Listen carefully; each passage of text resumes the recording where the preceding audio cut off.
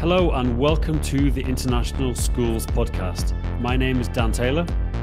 My name is John Micton. Join us twice a month at the International Schools Podcast as we have conversations with international school leaders, educators, and entrepreneurs working and engaging in the world of international schools and education. And finally, just to say a huge thank you to our sponsor, ACE for Education, for making this podcast happen. Now on to the episode. Welcome to the International Schools Podcast. My name is John Micton, and my co-host Dan is out for the time being, but he'll be joining us on our next episode. We're actually recording this just in January, but you'll very likely hear it a little later. So I want to wish you a happy New Year's. It might feel a little strange when you listen to it in March, but at least we said it. I'm very excited to have two guests. Actually, from NutKase, Oliver Page, who I've known for quite a long time, and he's been wonderful and supported me with different projects in schools, and we've also just kept in touch. And Leo, who I had the pleasure of meeting a few years ago in Rome, who actually recommended a phenomenal restaurant. Thank you all about the cow. And there's a little story that I never told you, Leo. I collect these Swiss cows. So in Switzerland, cows, of course, are a big part of our culture.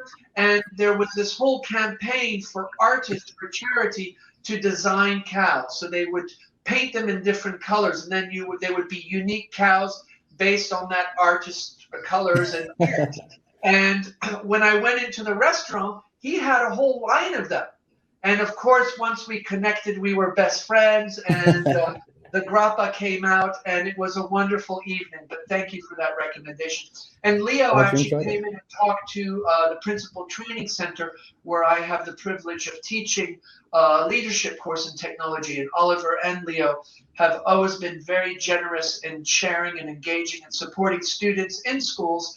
And it's so nice. I was just telling Oliver, I've been enjoying all the LinkedIn videos because they've been really busy, and we get to hear about that in a few minutes. But first of all, I'm going to turn it over to Oliver to kind of just tell our audience who you are, a little bit about your story, and then over to Leo. Sure. Thanks, John. Thanks for having us. We're excited to be here. And like you well said, you know, the journey we've been on here at NutKase and as young entrepreneurs has been a wild one. Started about 10 years ago, just over 10 years ago now, when I was in high school at the I was at St. Stephen's School in Rome. And I also attended Ambrit in Rome, which are two phenomenal international schools that I was very lucky to attend. And, you know, just kind of sharing the NutKase story and my background, you know, I was lucky enough to have two incredible parents who were very entrepreneurial themselves. They were both Americans that moved to Italy when they were 30 and fell in love with the country. And they've been in Italy for about 33 years now. So I grew up in a very diverse American-Italian culture. I went to these great international schools that, you know, played an enormous part in my formation as a young person and as a student. I was never that academic, though, to be perfectly honest. I, you know, pulled off some decent grades here and there. My math and sciences were always challenging, but ultimately found a passion for entrepreneurship. And that was largely due to my mother, who was starting a company when I was a teenager. And I got inspired by what she was doing with these projects, and ultimately found my path towards starting a business that was essentially creating a case. I designed and invented a unique iPad case back in 2011 when the iPad 1 had just been released. And the idea was for a case that had a hand strap that was durable, that eliminated the risk of the iPad falling, which was one of the biggest pain points that you had for iPads. And you still kind of do, to be honest. And so, you know, fast forwarding, I designed a product. I found a supplier in China, you know, got a small investment from my parents, $200 to design the product and do a small production run. And ultimately secured our first big customer.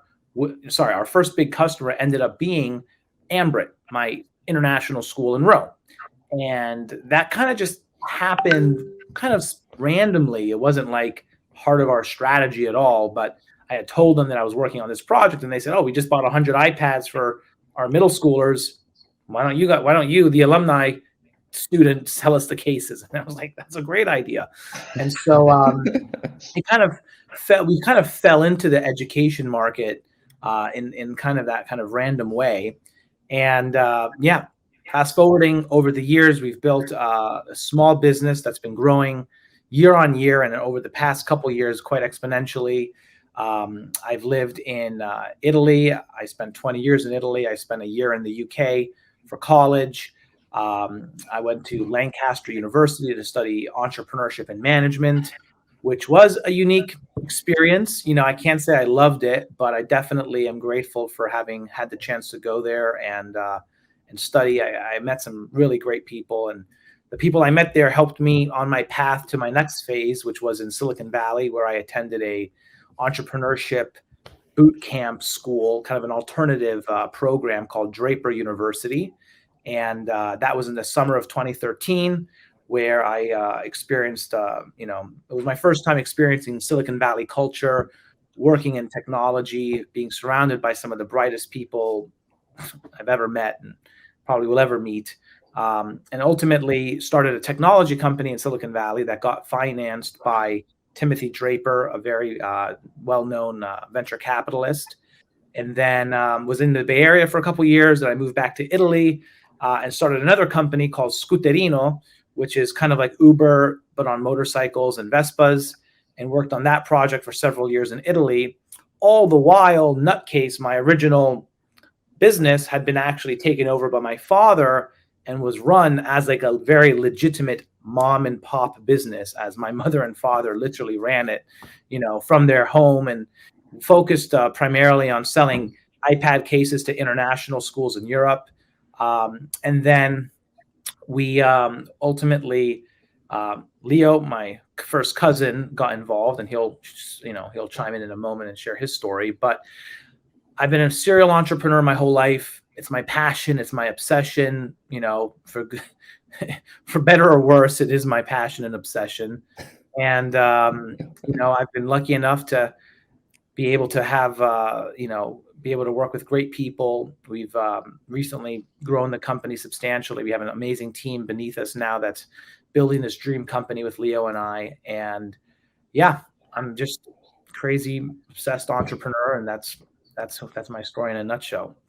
And I remember your dad, I met him multiple times. I was at the International School of Prague, and we bought iPad cases and then laptop cases. Mm-hmm. And today we were just talking again at the International School of Luxembourg.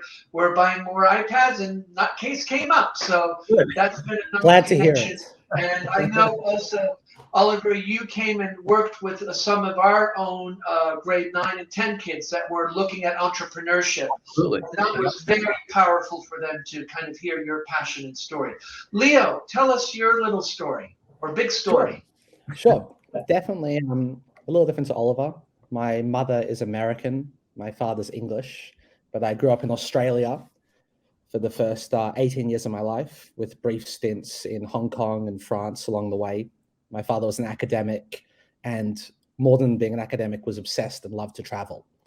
And so I was lucky enough to grow up with two parents that fostered a huge love of travel for me. So we took numerous trips around Southeast Asia, Europe, the whole time I was growing up. And so when I finished high school, I took sort of an Australian tradition, which is known as a gap year, before starting university, where I worked odd jobs, then moved to London, worked as a cleaner, worked behind bars, worked construction for one exceptionally poor day before I gave that up relatively quickly. Then was traveling around North Africa before I got the chance to volunteer in Southeast Asia, where I just started teaching English. And really fell in love with Southeast Asia and fell in love with teaching English. And I thought that was going to be my big passion in life. I went back to Australia to do university, but it never really caught me the same way that teaching and travel did. And so I went back to Thailand and taught properly for a year. I got the certification. Then I was in Cambodia, and then in Laos for a while after that. But the whole time I was staying close with Oliver while he was on these different entrepreneurial adventures. And it really fostered in me the idea to try something myself. So during a time when I was back in Australia, I was working in the wine industry for a brief period of time. And there was a type of wine called a natural wine that had become very popular in Australia. which is pretty much a wine where they do very little to it. You drink it, it doesn't age very well. But they were very popular. It was very cool. And so with a buddy of mine, we came up with the, now not the best idea, but at the time we thought it was genius idea, to import wine from Georgia. So the country rather, not the state, where we thought we have this great idea. They make only natural wine in Georgia. They've been making it the same way for 6,000 years, and it's very cheap. So we can buy a bottle of wine in Georgia, ship it to Australia. We have great networks in distribution and in retail in Australia, sell it, and retire early. Now, unfortunately, neither of us had really looked at the map and looked at the logistics behind transporting something that has to be temperature controlled from rural Georgia to an island on the other side of the world. And our business plan had a few flaws when it came to the approximate cost to ship a bottle of wine versus what the actual cost would be. But nonetheless, we had a great meeting with the Georgian ambassador in Australia. We had good connections. They were very interested. But also Australia made it quite difficult to import alcohol into the country. And I think we applied on the 7th of January, and they said we've already given away all the licenses for the year. So we ended up with a pallet of wine. It took about 9 months to get there. And I think my buddy still has a few in his garage up the grabs, but never really got that off over the ground. But at the time, this was at the end of 2016, and NutKase was really starting to pick up steam. Technology and education in the US had really picked up a few years before that. And in Europe, it was really starting to pick up there. So I had some experience in sales and international business and knew the education industry relatively well from working around Southeast Asia. And so I had the opportunity to join Oliver and Ross in NutKase. And originally when I joined, my purview was just to kind of pick up our international school sales. So we started selling in Europe. We expanded to the Middle East in early 2017. And then we also started picking up resellers and distributors and really trying to build the business pretty seriously. We raised money from an investor in early 17. Oliver moved to the United States mid-17 to open our US branch. We opened a US company. And we've kind of been all systems go from there. Just diversifying our product line, getting into both Chromebooks and iPads, learning how to hire and scale out a team, picking up warehousing, more advanced supply chain, multiple contract manufacturers. And it's really been a wonderful adventure for us. It's pretty cool as well. I was reflecting with Oliver that at the start of 2020, we had 2 employees in the United States, and it was myself and Oliver. And now we have 10 going on 11. Wow. And so we've kind of gone as well, even from early 2021 when there were 5, where we would organize quarterly offsites and we could rent a 3-bedroom Airbnb and fit everyone in. And now it's sort of getting much bigger and more spacious, but it's terrific. It's been a fun ride, and we're kind of all systems go for our target this year for 22. And then we have a pretty big goal we're trying to get to in the next 5 years as well. Nice. So when you guys were doing it with your dad and mom, Oliver, and then Leo came on board, what was it? Why were you not scaling up before? Or was it just the market? I'm just curious because suddenly it seems 2020, and of course COVID hit then. Is it a COVID-induced success, or was it more just your disposition and mindset where you guys were to kind of say, okay, now we're going to blow this up at a larger scale? So I kind of see this, I like to say this has kind of been like a 10-year overnight success, where it's taken us since 2011, 12. 2012 when this thing just started. Between 2012 and 2020, those 8 years, we've been preparing for the opportunity to explode. Right. And it's taken us a lot of blood, sweat, and tears, a lot of slow burning in order to be in the right place at the right time to harness the momentum that took place when COVID hit. And had we not gone through those very slow burning years of just being a small family business, scraping by, reinvesting capital that we earn into the inventory, into the product, into our small lean team in Europe at the time, we wouldn't have been able to be ready for the tornado that took place when COVID hit in our industry. And, I think that things would look perhaps quite differently right now had COVID never happened. But at the same time, we were ready for it, and we were able to harness the opportunity and really launch ourselves into another dimension of success because of our 8 years of preparation. And well, I think just to expand on that, Ollie. I think as well, like you mentioned, that it was being run as sort of a lifestyle business up until the end of 2016. Right. When 2017 rolled around, we took an investor on in the business. We raised money to buy more inventory. We hired myself and 2 other people as well. We tripled our sales from 2016 to 2017. We tripled our sales again from 17 to 18. And we doubled sales into 19. And then in 2020, we doubled sales again. So I think while COVID's been great for our business, we were on a pretty aggressive trajectory prior to it as well. That's true. And I think the coolest thing we saw with COVID with regards to EdTech, obviously, barring a global pandemic, is just the dramatic speed in which school districts went one-to-one. From previously, pre-COVID, it was at about 13 million devices deployed in K12 in the United States. Then it was going to be 5 to 7 years people were projecting before every student had a device. But 2020 rolled around, the CARES Act funding, the CARES Act funding 2, ECF funding. And I'm just talking about in the United States. The rest of the world had different government incentive programs. But effectively, the total addressable market tripled within 3 months. And that was really the most exciting part of our business. Correct. Is that so many students that we thought we wouldn't be able to sell a case for their device until 2025 immediately got them straight away. Yeah. And I think that's what supported the growth. One thing that you mentioned, and I think there's kind of this misconception, or there's the myth of the entrepreneur, is that you come up with an idea and overnight you're a billionaire. And there is this kind of narrative that people kind of almost glorify the entrepreneur.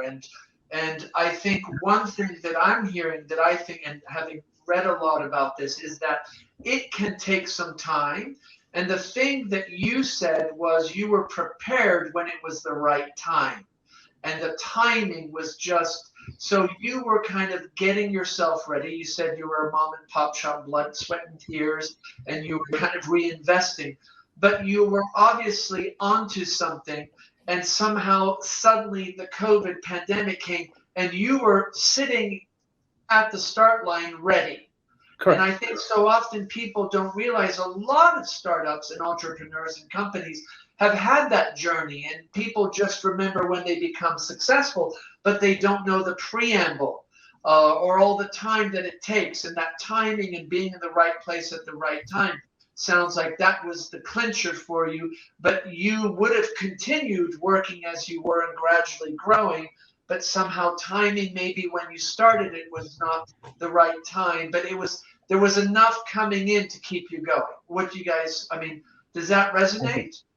Yeah, and I think the other thing is that we're happy to take advantage of luck. We've been working hard, waiting for a lucky break, and it just so happened for us at the start of 2020, we decided that the US was a market we wanted to go into. We pre-shipped a lot of stock to the United States ahead of time. And, we got lucky. It was a great time for us, and it really supported the growth. But we've been waiting for 10 years. Actually, so COVID comes, this COVID thing suddenly shows up. Were you straight away thinking, that's interesting, online learning? Or was there indicators ahead of time? Or was it just suddenly people were calling you up and saying, well, listen, my school district has to buy 500 Chromebooks. Can you help me? How did you sense this was maybe coming? Or was it just overnight, suddenly you're like, oh my God, this has happened, we can engage? So I don't think unfortunately, it wasn't overnight at all. We had absolutely no business for 10 weeks between sort of the end of February until almost the end of April, where schools and everything was, it was just, no one was even talking about tech. People didn't know how long this was going to last. It took a while for the dust to settle where it was clear it was going to be long-term distance learning. We were actually, I mean, we thought we were we toast. were very concerned. Yeah, we were very, we very thought concerned. we were screwed for a Say that while. over. And yeah, we thought we were toast.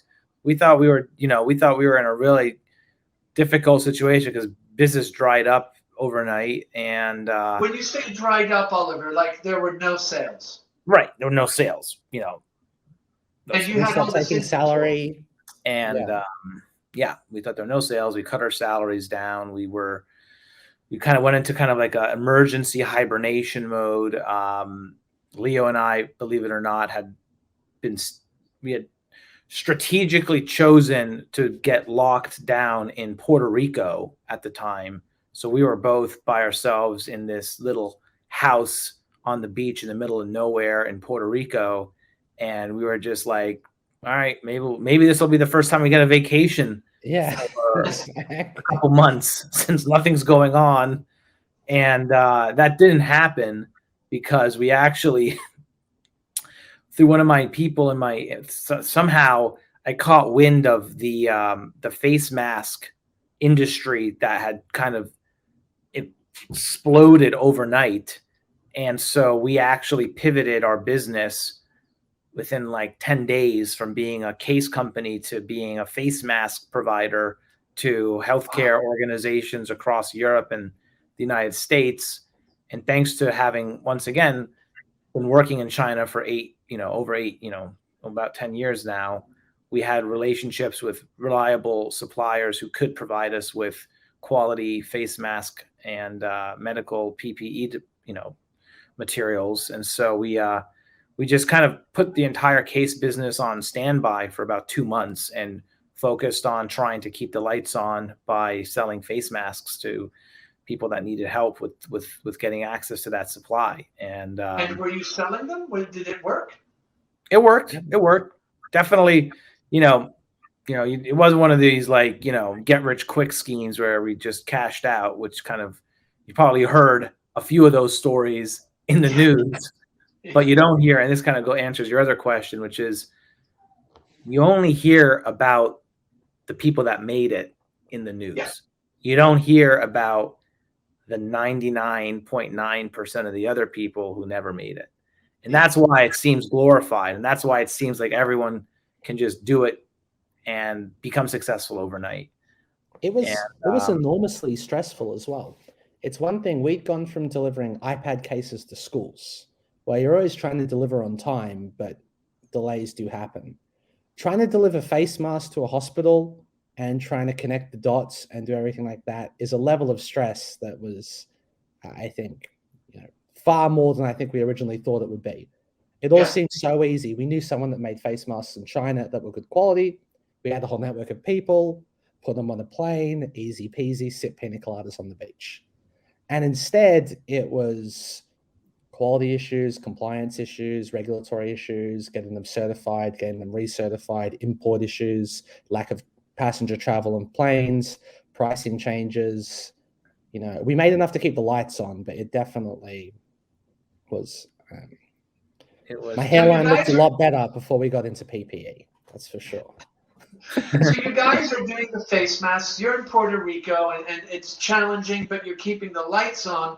And then suddenly, how does this whole explosion of, so suddenly schools have to go virtual. They realize they don't have Chromebooks. So then, different school districts like, we need to bring Chromebooks because our kids can't do online learning because they don't have laptops at home. How did that happen pretty quickly? Or was it a gradual trickle that suddenly you were like, ooh, there's something going on here. We need to get onto this. Yeah, it was definitely a very fast snowball effect, I would say, where we got an order, then we got another, and then there was phones were ringing off the hook, and it just became, who has stock in America?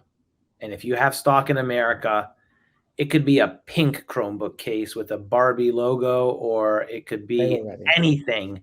We want it because we need to send these devices home with kids now. So it was really kind of like this weird dynamic in the market where they didn't really care what kind of case you had. As long as it was a case and it was in stock, they would buy it.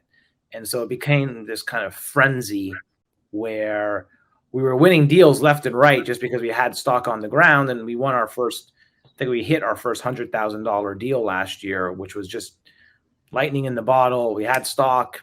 They called us and we closed a $100,000 deal in like 3 days because we had the stock and we could deliver quickly. So, why did you have the stock, Oliver? How is that? Because you were going to move to the States and you said, let's get some stock and we'll have it on location. Was it that just coincidence? Yeah, Leo, go ahead. Yeah, it was actually more of an OCOGS business decision, that we'd switched our business from taking orders from customers, manufacturing to order in China, and then shipping by air freight into the United States or into Europe. And air freight costs, even pre-COVID, had been rising significantly. So we decided to switch our business to a sea freight model. So we basically took the profits from 2019, reinvested them in inventory, and put them on boats to our new US and European warehouses, with the idea being that we take more stock in advance, but make a higher margin per product sold. Turned out spectacularly well when it got there in time. But I think, it was just really a business decision. It was the direction we wanted to go to as well, because doing everything out of China had a lot of other issues. We had far more individual air freight shipments, custom shipments, and schools sometimes, people like to buy the stock off the truck.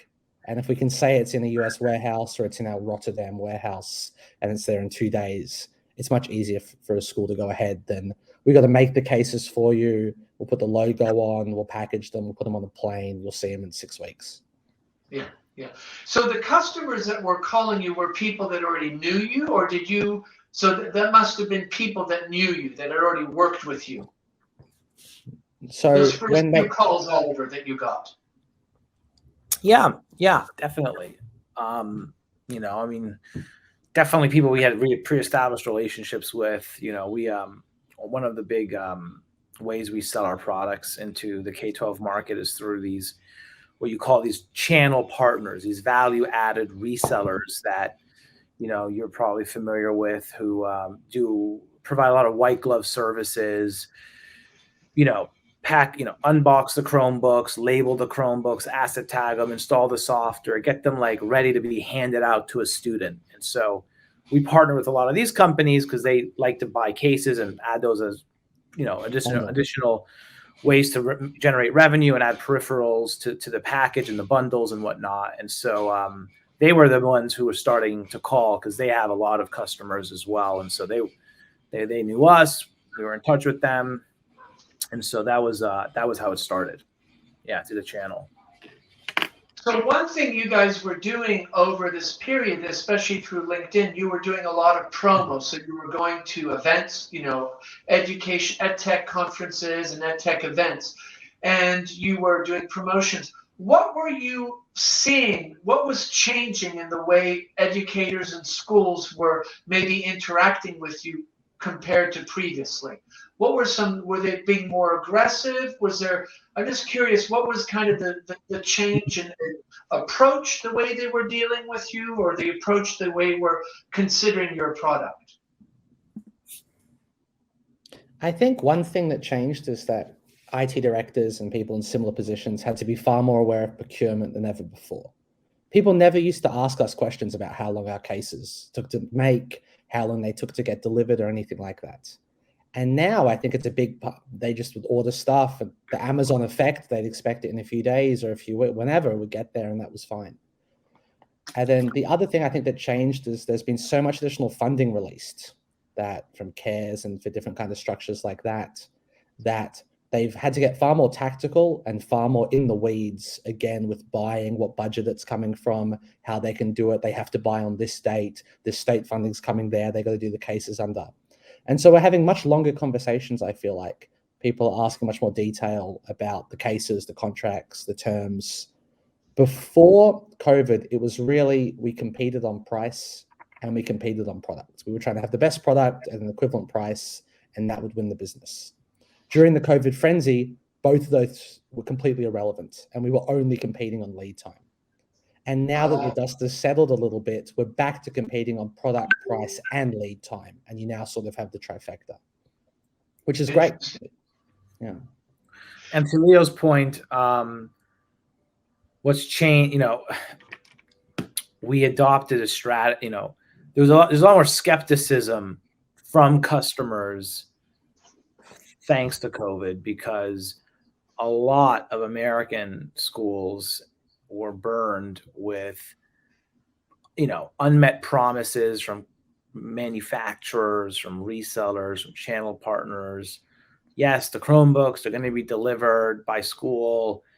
They don't get them for another 7 months. And so what we did to kind of creatively combat this insecurity that also happened is we took a page out of our experience in the face mask industry, which, believe it or not, we went through a phase in the face mask phase of our, that 2-month crazy stint where we realized that the only way you could actually convince someone to buy these face masks is if you could show them a proof of life video where, kind of like in a weird, kind of like in one of these like hostage videos where you have like the newspaper to show the date, and you have a video in a warehouse where someone is wearing where someone has the newspaper where they're showing the product in America.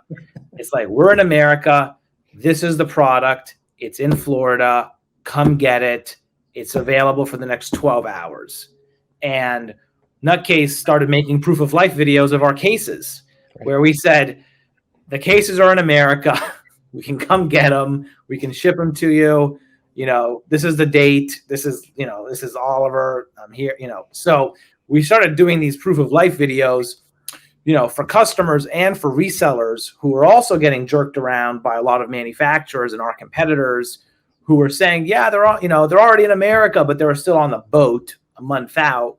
And so we did a lot of kind of creative marketing when it came to kind of, showing that we were real. We had the product, they were in stock, they're here, so. And that's what you built, kind of social capital with your customers, and they said, oh, NutKase, they're on time, and that word very likely got out. Exactly. Yeah. Exactly. So one thing, both of you, obviously, you were starting with international schools. It sounds like you're more focusing on the American market. Are international schools still your customers or less, or is it a different beast? International schools are definitely still our customers. We have a great product for international schools, and one of NutKase's traditional sales tools that's been very useful is that we provide free logo embossing on all our orders, which traditionally public schools didn't care about, and international schools love having branding on backpacks, iPad cases, every single thing they can. Yeah. The thing that is still staggering, and I've already mentioned on this thing, this is just the sheer amount of funding into K12 education that the US government passed compared to any other government on the planet is enormous. They passed $12.7 billion in K12 funding for distance learning in March 2020, $110 billion at the end of that year. Then they passed a whole separate stage of funding called ECF for connectivity and supporting also devices and remote learning later after that. And that every school had almost a bigger budget than international schools did to buy technology. Now, we talk a lot of international schools, and despite potentially a higher cost per pupil, they have technology fees they charge people, and especially in some more remote international schools, they have problems with supply chains and getting the stuff. US schools also started buying at a district level. So whereas you might have an international school of Luxembourg that has 500 students, might buy 500 iPads and 500 cases. US school districts, even in small, our best account in the United States is the town of Whittier, which is sort of a mid-sized town east of Los Angeles. And they bought 13,000 of our cases, which is more than every single international school we'd sold to in Europe. And we had about 100 international school accounts. And that was just one town outside LA. And there's a lot of towns in the United States. And so that was what, helped us focus the preliminary attention for the past 18 months. on the US. What's amazing is you're just sharing the billions that were invested into the school district. I don't think a lot of people know that about the United States. So one thing, you both are traveling, living, and nomadic.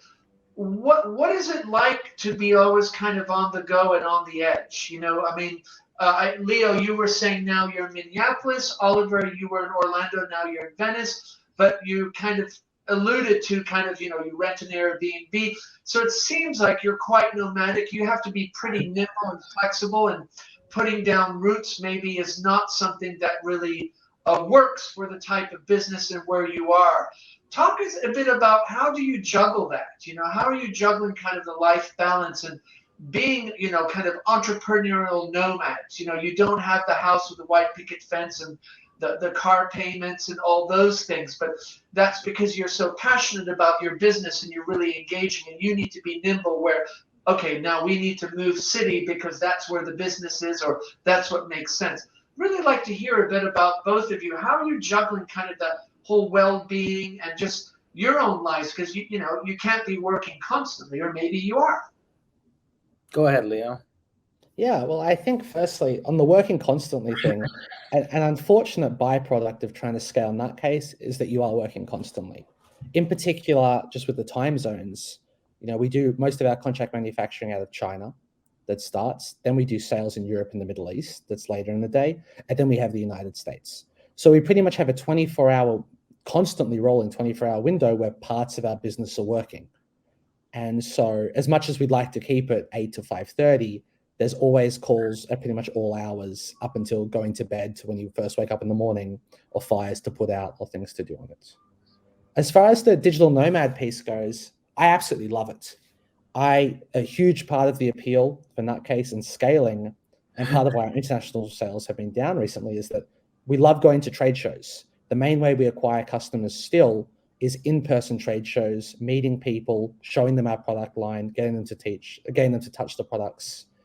And it was an enormous amount of fun, and continues to be an enormous amount of fun, getting to travel extensively, especially the fact that both Oliver and myself don't have the white picket fence, the mortgage, or anything like by choice. That we've never had something that's really tied us down to any specific location for a really long period of time, means we get to take great advantage of the flexibility and the remote work. I mean, we were in Puerto Rico last year. I was in Mexico, Costa Rica, Colombia, Europe, Poland, just working the whole time and never taking vacations, but having a lot of flexibility to go to any city. We both have one suitcase, only 2 suitcases that we live out of. And for the time being, the roller coaster, it's cool to be able to say, oh, there's a trade show in Alaska. Okay, we'll fly up to Alaska in February and see what's happening there, and get a little Airbnb and check it out. And we're heading to Indiana, and there's definitely more fun locations than others. But at least for me, it's been a big part of the appeal. And where are you finding your downtime? I mean, are there moments you're like, you know what, I'm going to go and watch a movie, or I'm going to go, or it's interspersed? It's kind of not even defined. Is downtime and on time are kind of mixed together? Yeah. I think being able to, I think I've learned over the years, just on a personal development, you can't expect to work at your true peak performance every day, all day, 365 days a year. And I used to be able to in my early 20s, honestly. I was able to definitely grind it out in my early 20s when I started working like a machine on all these different businesses. But as I've gotten older, I just turned 29, and I'm realizing that consciously choosing to stop working with the objective of recharging the batteries really does pay enormous dividends when you start work on a Monday. And I used to go for several years where I would just work weekends without much else going on in my life.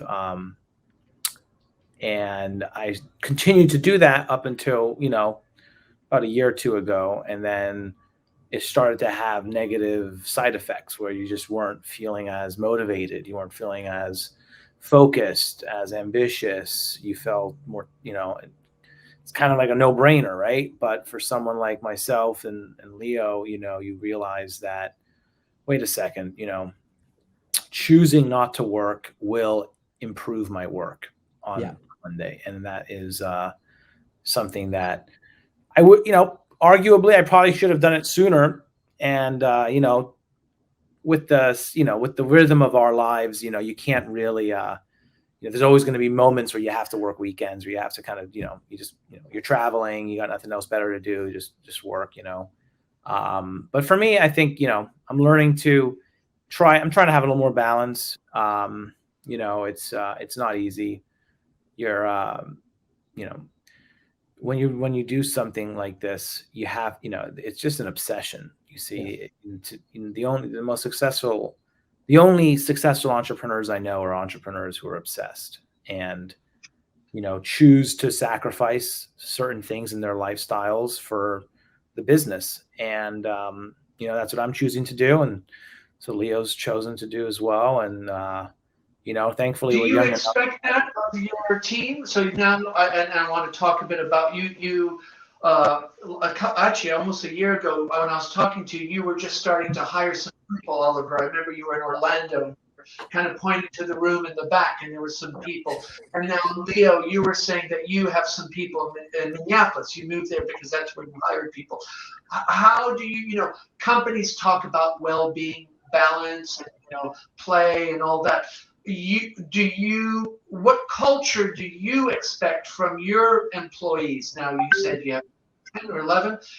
You're working, everything's on your shoulders, but what do you expect from them? Is it play hard and work hard, or how much are you conscious of that when you bring people on board, knowing what you reflected upon?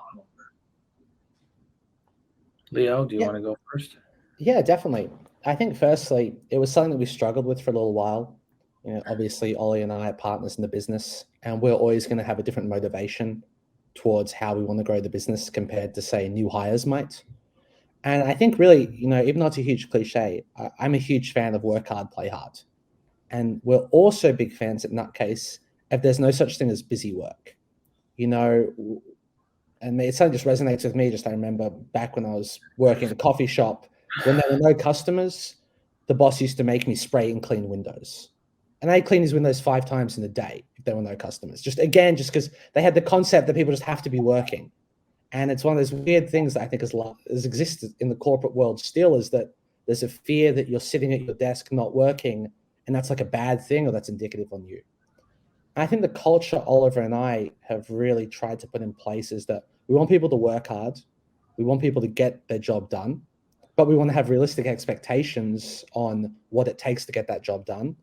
And if they get the job done, they can go play golf. They can go take time off. It's not 24/7, and it's not insanely unrealistic expectations that require 100 hours a week to achieve. We want people that work hard, but we try and really foster an environment. We do quarterly offsites where we get everyone together and we have fun and we party and we do events and things like that. And we have, a lot of flexibility with support on goals and extra bonuses and things like that we do. But I think, at least for me as well, you're talking about the hours. I think people are only effective when they're enjoying the work as well.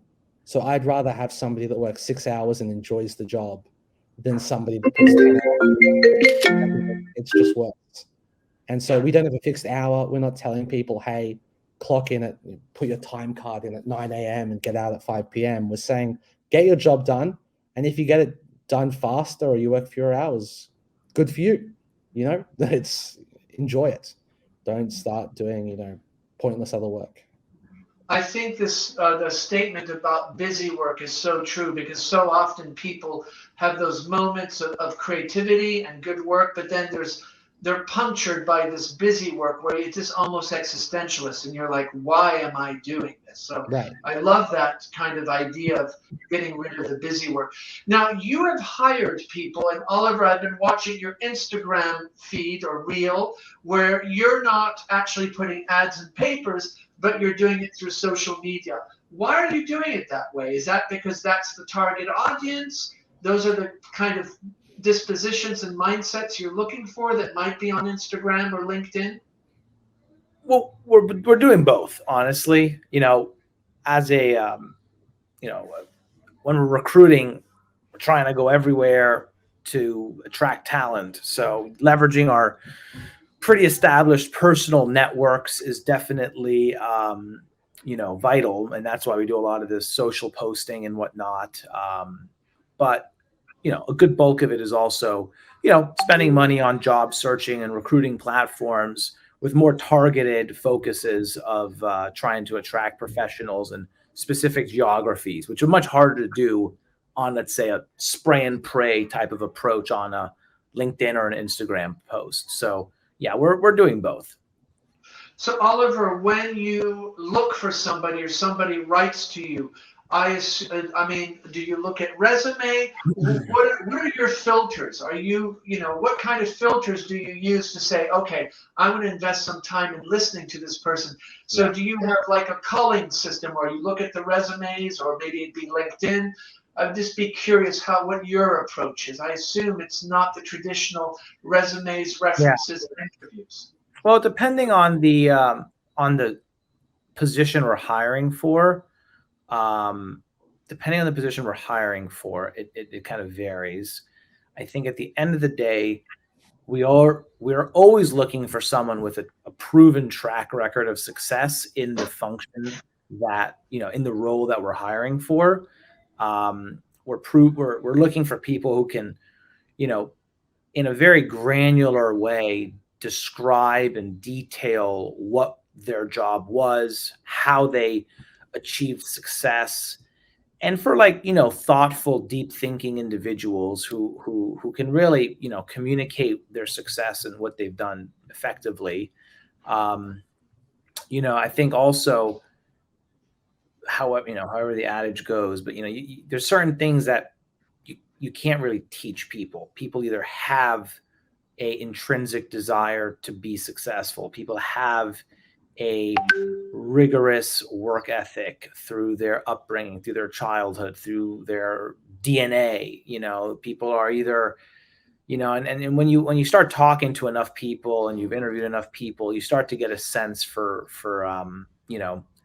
whether people have that spark that you're looking for, that we're looking for, or they don't.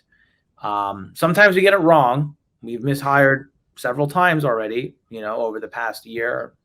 Even just this month, we had an issue. How quickly do you know that you've mishired? Pretty quick. You can't read too much into it. We've made mistakes in the past where we've kept people on for too long and didn't act quickly enough. And as entrepreneurs, you got to learn from your mistakes. If you're not learning, if you keep making the same mistakes over and over again, you're not going anywhere. So, there's been circumstances where we take action in a moment of, 2 days, where we hire someone and we let someone go within 48 hours that we just know we made a mistake. And a lot of that is based on, a gut feeling and based off because the issue in the COVID era, you're not really interviewing people in person anymore. You're interviewing people on Zoom calls. Right. You're taking a leap of faith. You're flying them out to a certain location. And guess what? You can kind of fake how you are on a Zoom call than when you're in real life. And when you sit down to do the job versus showing your best self on a camera or on a call, we have to have some level of, self-forgiveness and not take it too harshly when you do a mishire like that. But, at the end of the day, we are a sales organization for the most part. We have, our key to success is developing an incredible team of sales professionals that love the product, are excited about the mission that we're on, and we're Leo and I are getting better at being able to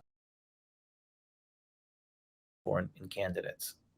Just to touch on Oliver's, one thing I think is a little different to us to other things is that degrees and things like that traditionally for us have very little weighing on how we view somebody's resume. I mean, I can say, right, me personally, I've never looked at someone's GPA that we've ever hired. We've never looked at transcripts. We've always felt referees and their professional experience far outweighs, if someone that's done a similar sort of thing for 3 months, I think we value higher than a degree in the space for 3 years, just because I think we found over time that, experience and a proven track record for what we want is so much more valuable than just about anything else. And it's so much easier to really figure out. Ageism, this is there's a lot going on about ageism, where the sense is that, a lot of companies see people like me, having gray hair, do you find that that's something you look at, is youth and age, or that doesn't come into play? Because you're both very young, so you very likely gravitate, and this is no criticism, but maybe there's more commonality with people within your age range than somebody that's 20 years older. I think it's more salaryism, really. I think traditionally Oliver and I, we're a lean startup. We're hiring people with much less experience, with the idea being that we can, because typically the salary ranges for the hires we're trying to look at, people with 5 to 10 years experience aren't so interested in the offers. But we interview a lot of people. And so age isn't something we used to define whether or not people get to the interview process. More often than not, it's an entry-level sales position. And most people that are interested in that are either people that are changing careers, and so getting out of something into sales, in which case age is not a factor, or they're brand new to their careers because the compensation is tied to the fact that it's an entry-level position. And retention, is that something, or is it you're too young to think about retention of employees? We're huge on retention of employees. We invest so much into our employees. It's really important for us to not have employees quitting the company. We've given equity positions to 2 employees this past year that were top performing employees with our company. We have an employee stock pool that's up for grabs as well. We sponsor professional development events.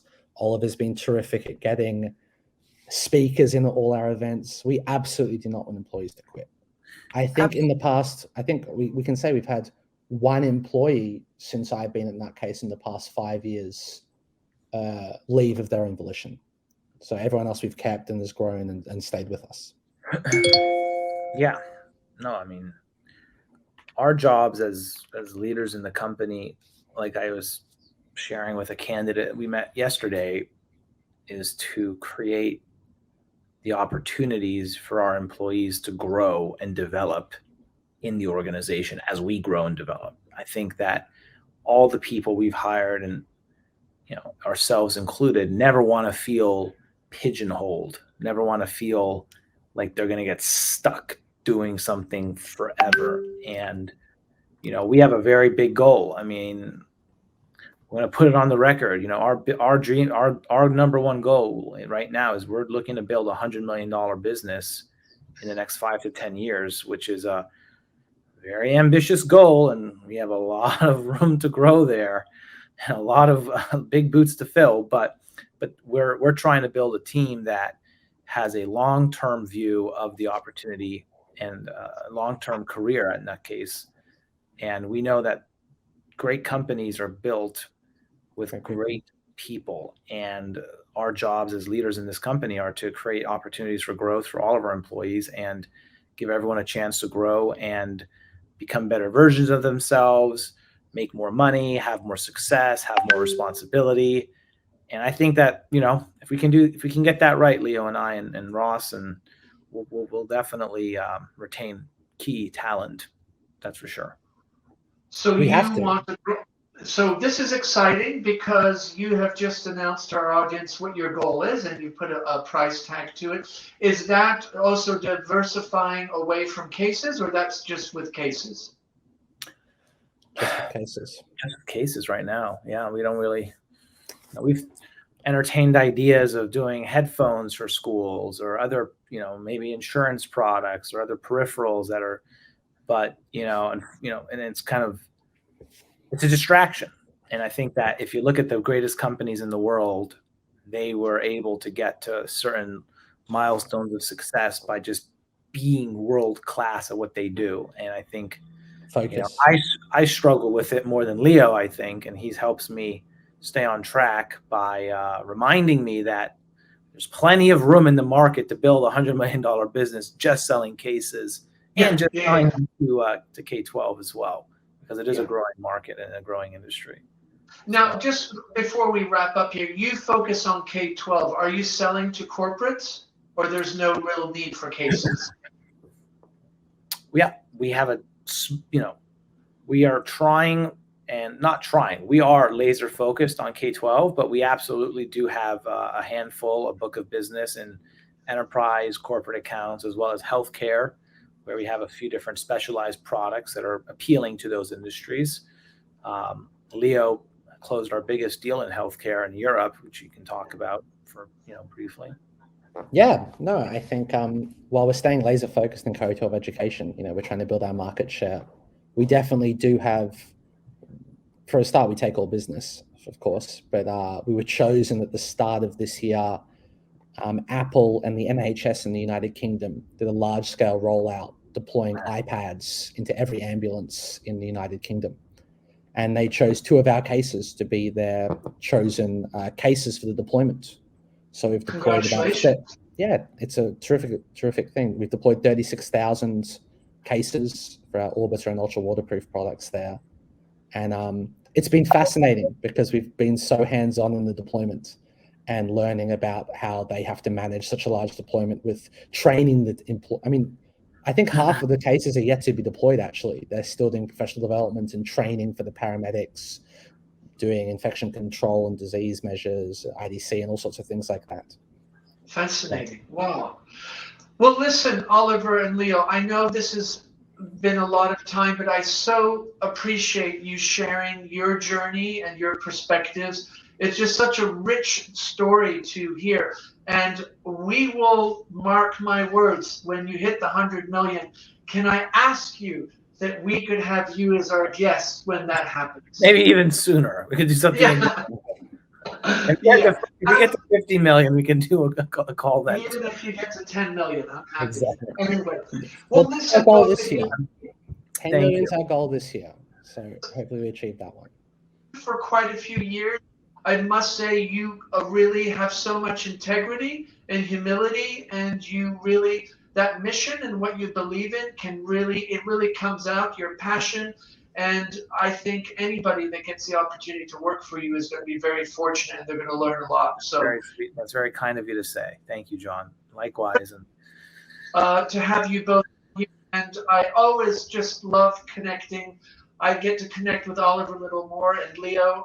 It's been nice to connect, but I want to thank you because I think you bring a touch of reality to this myth of entrepreneurs and this kind of glorification and kind of the Elon Musk thing. And it's just so nice to hear the humble journey, but also the passion that you share and just the integrity that you have in the way you approach your customers. I think that's just quite exceptional. So both of you, thank you so much. Thanks, John. And I'm just waiting for those 100 million party. I can't wait.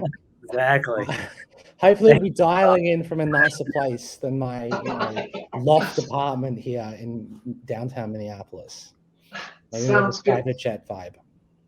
Well, listen, all the best with your new endeavors. And I know you both are going to new locations, Oliver in Venice and Leo's now in Minneapolis. And all the best with the head. COVID has not gone away, so that might be good for you. Well, we're just, going with the flow. Cool. That's right. Thank you both. And we'll be in touch. And again, to our audience, NutKase, you can check the show notes and definitely follow them on Instagram, LinkedIn, and definitely do take some time looking at their website. There's some great stuff. I do want to mention, actually, for anyone who's listening to this, who could be in need of protective cases for Chromebooks or iPads, if they go to our website and they either send us a message or we have a live chat bot on our website, and if they just mention that they listen to us on the podcast, we'll be happy to send them a free evaluation sample of one of our cases to test out too. So you've heard that on International School Podcast. You mention International School Podcast, and you get a free evaluative example. So thank you, Oliver and Leo.